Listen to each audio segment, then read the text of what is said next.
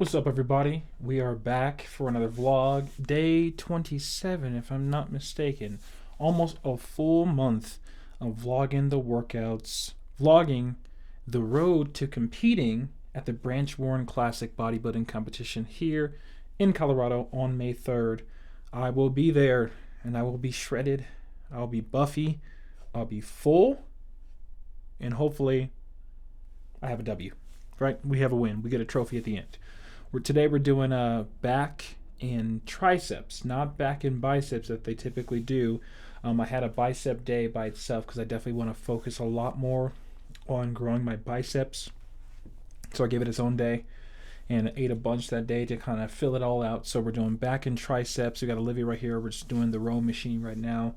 If you want to get a little bit more rear delts in there, have your arm more 90 degrees. If you want to get more lats in there, bring it down a little bit. That's what we got going. But I definitely wanted to yap a little bit about like the mental health aspect of competing in working out, right? Because a lot of people don't talk about this.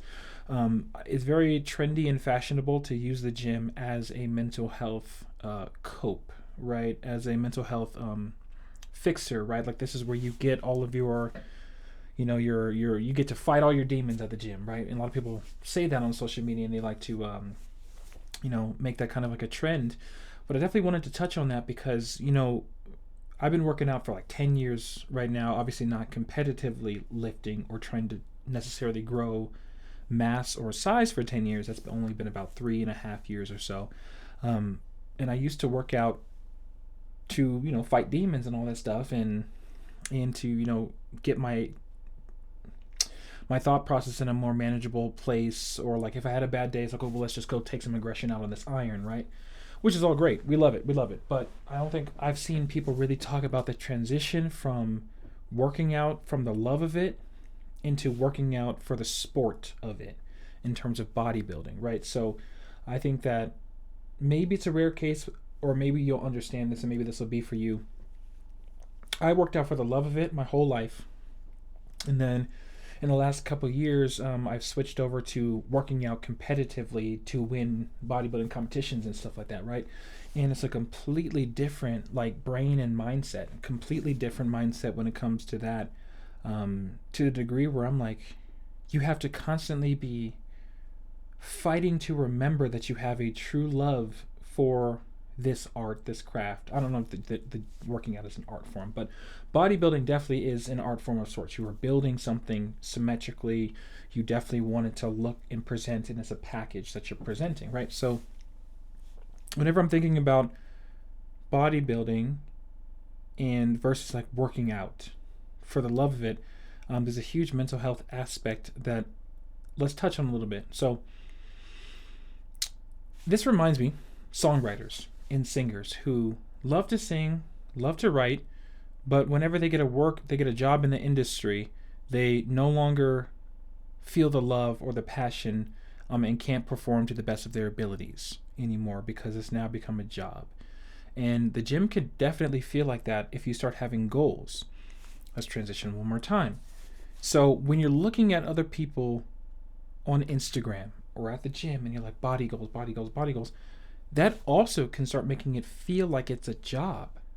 Whenever you're lifting, like obviously we're doing some deadlifts right now, and it's not a lot of weight. I'm just doing like low reps, high reps, low weight, to get a different type of time over tension. But if you spend a lot of time on Instagram and these social medias, like I know it's again trendy to say that social media is the devil and social media is horrible for you, but to certain degrees it is absolutely, because when you start going into the gym forgetting that you love this thing, forgetting that this is a great mental health tool for you to get through the rest of your day and then treat yourself well and love your temple and everything else that the gym provides for you, and you start looking around and you're like, okay, I really want to be 210 and because the other dude over here is 210 and he's 210 at 6% body fat, he's shredded, I'll never look like that. And you start comparing. It's always a recipe for disaster. So that's definitely something I wanted to touch on, that like sometimes you have to just put the hat on down low, which is that's literally why I wear my hat at the gym, so I'm not looking around. partly not looking around for, female purposes, right? Definitely don't want to be looking around at the gym and have some female think that you're looking at her or whatever else it could be, a woman, because a million reasons. But I definitely have my hat on so I can just stay. I treat it like horse blinders. I definitely stay in my zone. I'm here to execute. I'm here to sweat, tear some muscle fibers, and then go home.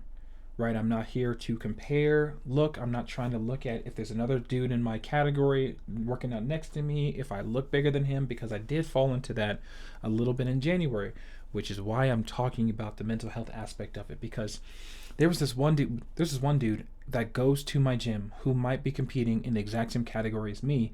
And for the whole month of January, I was like, I don't think I'm going to compete. I don't think. He looks huge. He's massive. And then I have a lot of body dysmorphia, especially when it comes to my knee. So I tore my patella tendon April 2023, and it's still undersized. It doesn't look correctly like my left. My left one is still very full. The muscles look really good, but my right one's still kind of not quite there. So I was in my head, I was like, man, I can't compete in classic. That is a symmetry division, and this dude already looks bigger than me. There's no way I'm just going to waste my money to lose. So 2 things that came from that. One, a few weeks later, I ran into him and the front desk dude, and they were talking, and we introduced each other, and I really got a chance to relax and stand next to him. And he wasn't as big as I thought. And that's not a knock at all on him, because he's still massive. He just wasn't as big as I thought. And I was like, oh, I really have severe body dysmorphia. I'm going to exaggerate a little bit. It was like I was looking at, from across the gym, he looked 6'3", 250. And then I got close to him, and he was 5'8", 180. Right? That sounds drastic. Maybe if you have body dysmorphia, you're going to understand what I'm saying. But I'm only exaggerating a little bit. He really looked much bigger from far away. My imagination had taken over to such a degree when I was looking and comparing, and I was like, man, I really just have to put this hat down low and understand and remember why I'm doing this. So why I am competing in May, outside of just wanting to be back and having this competition get my legs back in order, it's because I love it, bro. I love lifting. I want to compete. I'm a competitor by nature. I love getting up there and showcasing what I can do. I love the grind every single day, the blood, sweat, tears. I love eating the same food every single day. I love not seasoning my food, bro. I love being at a calorie deficit. And that's why bodybuilding definitely attracts certain very specific individual brains, individual minds to the sport. So if that resonates with you and you think that you're cut out for this, please take the advice. Do not compare. Do not look around. Bring what you bring and have fun with it. Love you guys.